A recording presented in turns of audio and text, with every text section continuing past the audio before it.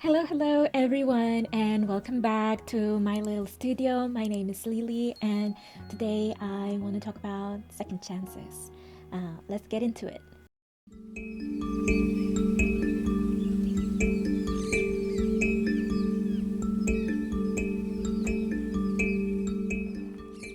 So, yesterday and today, I was actually not feeling very good. I was not feeling very good about myself. I wasn't feeling very good about, I guess, the way I see progress, and I think it talks a lot about how we are, well, in my case, and if you are suffering from this, I feel you. But I think sometimes we are very toxic to our own selves. The more we interact with certain people when we are growing up, I think it shapes a way we think about ourselves. I'm not a psychologist, I'm not a psychiatrist, I am not a mental physician, but I do see a lot of discourse, and I see a lot of, I have read somewhere in the internet and also talking with my own therapist about how, you know, how being raised by certain type of people and how our first interaction with people will shape what we think and how we act to our own selves. Of course, I think that, you know, there also are other variables in the equation. I can definitely see that a person growing in a toxic household might have a better mental equipment than this another person but in the same toxic environment. I think, it's I think mental health is so interesting as a topic and as a subject. Like, you are so different from another person, and things that can trigger you might not trigger another person. Things that might be traumatic for you might not be traumatic by another person. So in my case, I think, like, I have other topics for other videos, and I've been dealing a lot if I can actually talk about those things in the internet. um I think I will be brave enough and do it, but bear with me. In any case, I think the things that I went through have shapen, is that a word in English, have shaped my brain in a certain way that, this might sound scary, but I have a lot of voices in my head. Like, do you hear your thoughts? That's another question that I have for you. Do you hear your thoughts? Like, from person to person, it's different. Some people just have their thoughts out in their brain. Other people hear them, but I see my thoughts and I hear my thoughts. And bear with me. Why is this relevant if I'm talking about second chances? So, when I'm thinking, even right now, I'm thinking what I'm saying, I'm thinking about my script, and I can see the letters, but I also hear myself, if that makes sense. I hear myself inside my head, like, if that makes sense. I don't know if that makes sense to you. If it does, thank you so much, because every time I talk about this with friends, they will tell me, "Are you crazy? You cannot hear yourself. You cannot hear your thoughts." And I feel such like an alien, because I feel like an alien sometimes. But anywho, I think everybody's different, and my point was that in my case, the things I went through when I was a child, and the type of friends that I had growing up as well in my early 20s when I was an early adult, really shaped the way I feel about myself. I don't particularly feel very pretty. I don't particularly feel that I deserve good things, if that makes sense. I have all of this toxic thoughts surrounding my head, and it's exhausting. I Every time I'm about to do something, I just think how stupid I am, or every time I I want to challenge myself, is almost immediately that I think something horrible about myself. And sometimes I will have flashbacks of a person telling me these horrible things, and I can hear their accent, their tone, their manners inside my head, basically. And yeah, it's exhausting. It's incredibly hard. And well, to close this parentheses, the reason I was crying yesterday and also today, it was because I just I feel I'm I feel that I'm letting myself down. I am the heaviest I've been regarding my weight since I can record. I'm 73, 74 kilos. And also, I haven't been back to doing like fighting. I used to do judo, and I used to love, doing judo and just fighting. Like, this seems odd, but I felt so strong, and also I felt for the first time in my life, I felt interesting. That is so sad, but I got from judo many things. I got to meet very good friends. I got to make very good friends. I also there's I also met very scary people to me as well there. But anywho, I loved doing judo, but I left it after I moved to Japan. I was going to Kyoto University Judo's club almost twice a week back in 2019. But after Corona, well, during Corona, I wasn't going to judo at all. Social distance and all of that. But yeah, how to say, I completely let myself go. I guess I was in a lot of stress when I was back home. I am an essay survivor, if that is a term. But I think for the first time in my life, I felt safe, I guess, and safe enough to just float. Like, actually, it's time to heal. But when you're going to heal, that is the point where you are in your lowest, I think.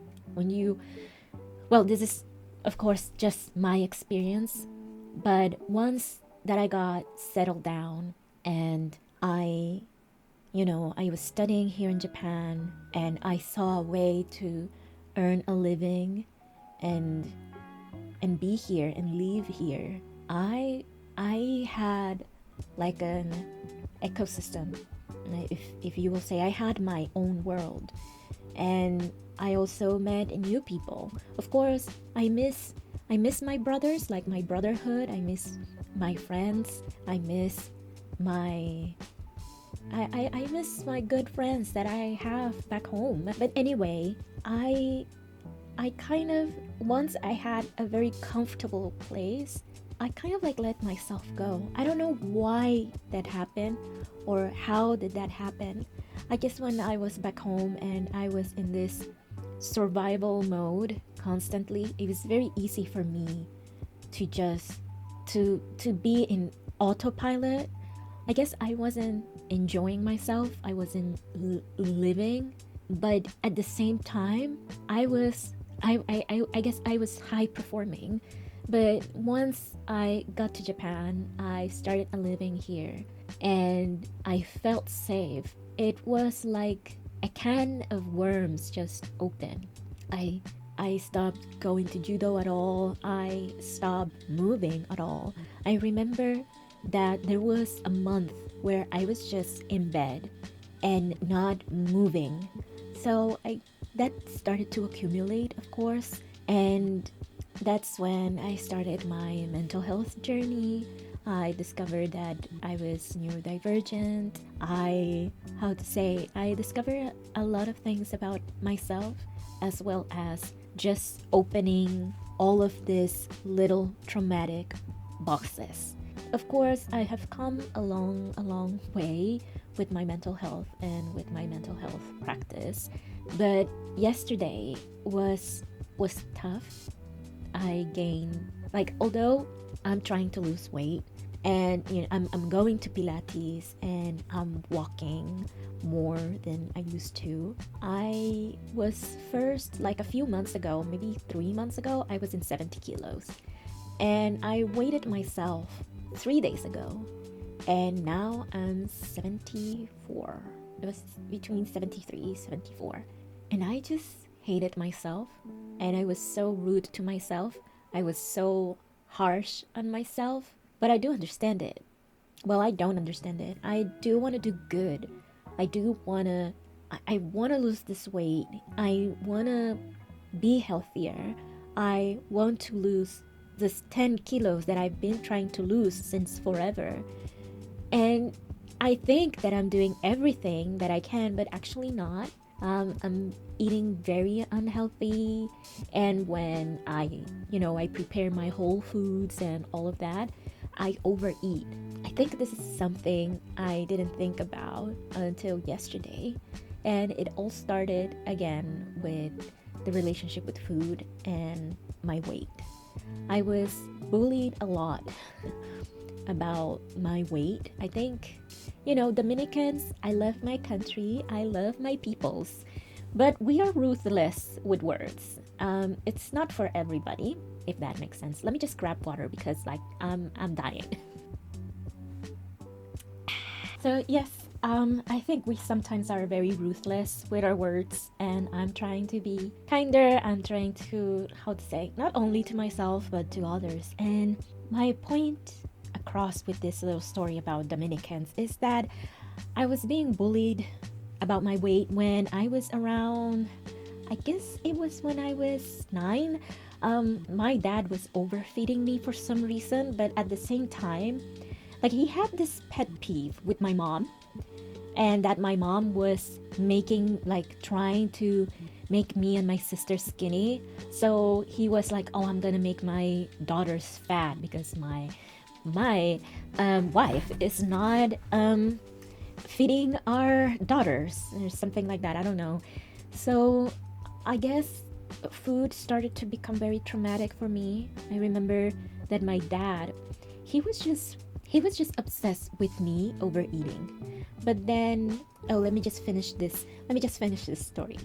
He was obsessed with me overeating, and there was a point that if I, like, even when I complained, I was telling him, Daddy, I cannot eat anymore. And he just, like, beat my ass off because I didn't eat, but literally I was in the brink of throwing up. But he didn't care. He just wanted me to finish my food. I don't know. It's like he wanted to make pate out of us for some, like, strange ass reason. And how to say, at the same time, they will bully the ass out of me for being fat.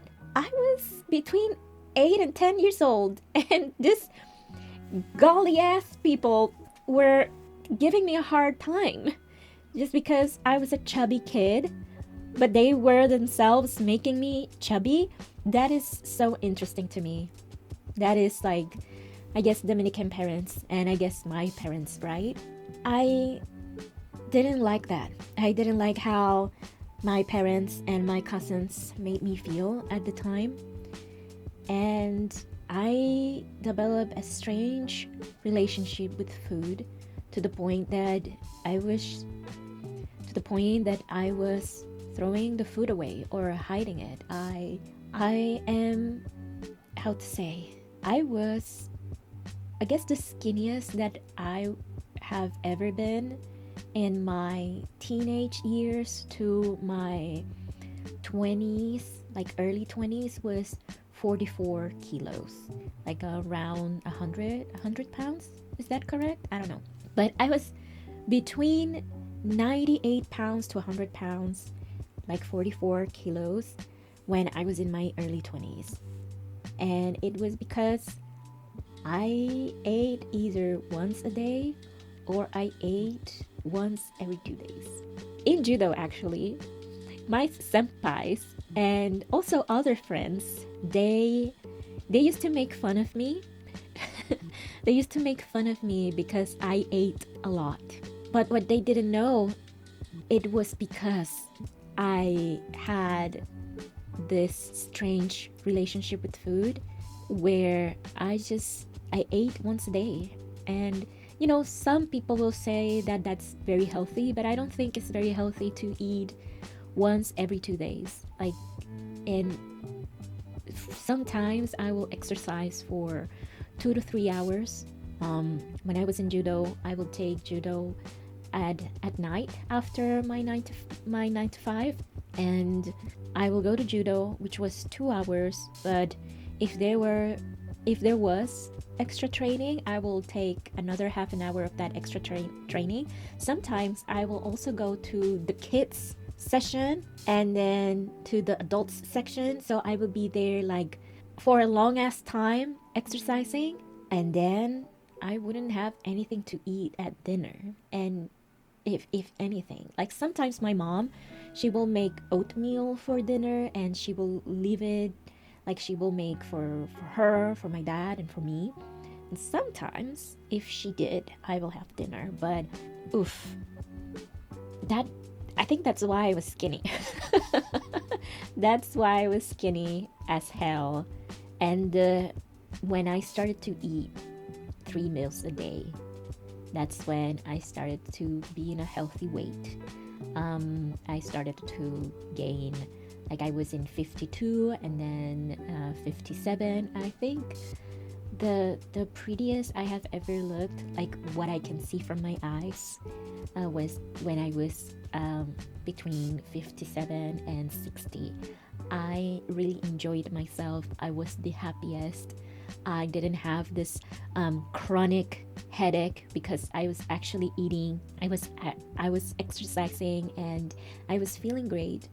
But now that I'm in this, I'm in my house, in my home, in what I consider my home, where I can be my authentic self. But now that I am safe, I'm having all of these emotions, and although it's very scary to process these emotions, and I'm battling myself to process them, I think I have let myself go.